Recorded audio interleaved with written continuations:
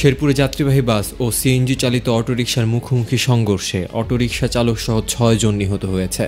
Police ও প্রত্যক্ষদর্শী কয়েকজনের সঙ্গে কথা বলে জানা গেছে, রোববার দুপুর ১৫:১২টার দিকে শেরপুর ঢাকা আঞ্চলিক মহাসড়কে ভাতশালা ইউনিয়নের জোড়া পাম্প এলাকায় নকলা থেকে ছেড়ে আসা শেরপুরগামী সিএনজি চালিত অটোরিকশা ও কুড়িগ্রামের রৌমারী থেকে ঢাকাগামী যাত্রীবাহী একটি বাসের মুখোমুখি সংঘর্ষ হয়েছে। এতে অটোরিকশাটি দুমড়ে মুচড়ে গিয়ে চালকসহ ৫ জন যাত্রী ঘটনাস্থলে নিহত হন। স্থানীয় লোকজন গুরুতর আহত এক নারীকে উদ্ধার করে জেলা সদর হাসপাতালে নিয়ে গেলে কর্তব্যরত চিকিৎসক তাকে মৃত ঘোষণা করেন।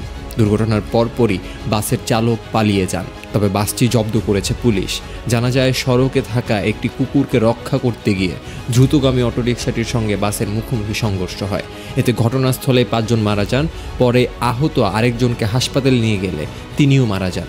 শেরপুরের পুলিশ সুপার মোহাম্মদ আমিরুল ইসলাম দুর্ঘটনায় ৬ জনের মৃত্যুর বিষয়টি নিশ্চিত করে বলেন, এ ব্যাপারে আইনগত ব্যবস্থা প্রক্রিয়াধীন। হাসান মাহির, নিরপেক্ষ নিউজ ডেস্ক, ঢাকা।